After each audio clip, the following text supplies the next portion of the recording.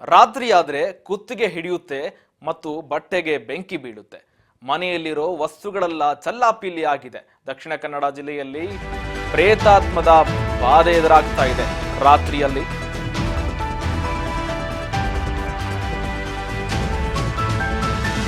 ಮನೆಯಲ್ಲಿರೋ ವಸ್ತುಗಳೆಲ್ಲ ಚಲ್ಲಾಪಿಲ್ಲಿ ಆಗಿದೆ. ದಕ್ಷಿಣ ಕನ್ನಡ ಜಿಲ್ಲೆಯಲ್ಲಿ ವಿಲಕ್ಷಣ ಘಟನೆ ನಡೆದಿರುವಂಥದ್ದು.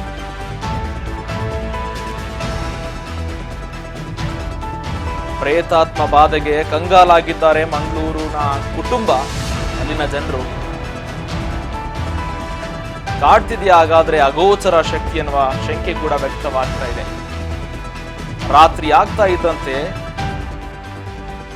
ಬಟ್ಟೆಗಳು ಬೆಂಕಿಗೆ ಬಿಡುತ್ತೆ. ಮನೆಯಲ್ಲಿರೋ ವಸ್ತುಗಳೆಲ್ಲ ಚಲ್ಲಾಪಿಲ್ಲಿ ಆಗಿತ್ತೆ. ಈ ಬಗ್ಗೆ ದಕ್ಷಿಣ ಕನ್ನಡ ಜಿಲ್ಲೆಯಲ್ಲಿ ವಿಲಕ್ಷಣ ಘಟನೆ ನಡೆದಿದೆ.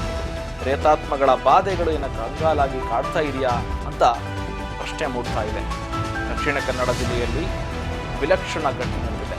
ಪ್ರೇತಾತ್ಮಗಳ ಸಂಚಾರ ಕೂಡ ಇದೆಯಾ ಹಾಗಾದ್ರೆ? ಮನೆಯಲ್ಲಿದ್ದ ವಸ್ತುಗಳೆಲ್ಲ ಚಲ್ಲಾಪಿಯಲ್ಲೇ ಆಗಿ ಬೀಳ್ತವೆ. ಏಕಾಏಕಿ ಬಟ್ಟೆಗಳ ಮೇಲೆ ಬೆಂಕಿ ಹತ್ತಿಕೊಳ್ಳುತ್ತೆ ಅಂತೆ.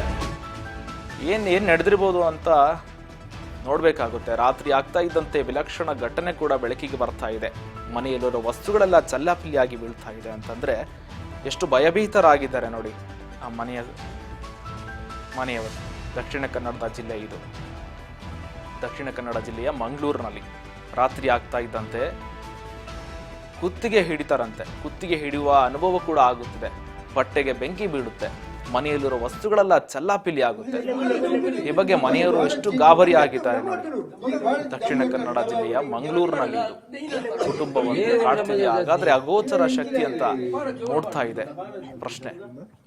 ಪ್ರೇತಗಳ ಬಾಧೆಗೆ ಮನೆಯ ಸದಸ್ಯರೆಲ್ಲರೂ ಕೂಡ ಕಂಗಾಲಾಗಿದ್ದಾರೆ. ನಿಜವಾಗ್ಲೂ ಪ್ರೇತಗಳಿದೋ ಅಥವಾ ಯಾರಾದ್ರೂ ಮಾಡ್ತಾರೋ ಈಗ ಅಂತ ತನಿಖೆ ನಡೆಸಬೇಕಾಗುತ್ತೆ. ರಾತ್ರಿ ಆಗ್ತಾ ಇದ್ದಂತೆ ಎಷ್ಟು ಗಾಬರಿ ಆಗಿದ್ದಾರೆ ನೋಡಿ.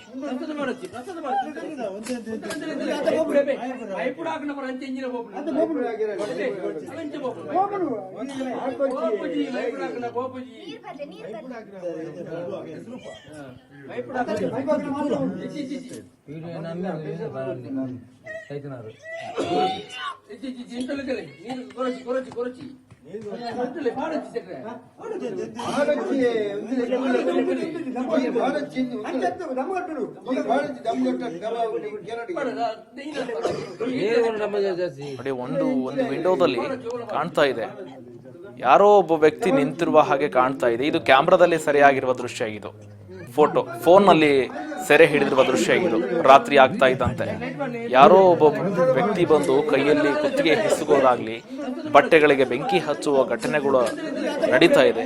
ವಸ್ತುಗಳೆಲ್ಲ ಕೂಡ ಚಲ್ಲಾಪಿಲ್ಲಿಯಾಗಿ ಮನೆಯಲ್ಲಿ ಬೀಳ್ತಾ ಇದೆ.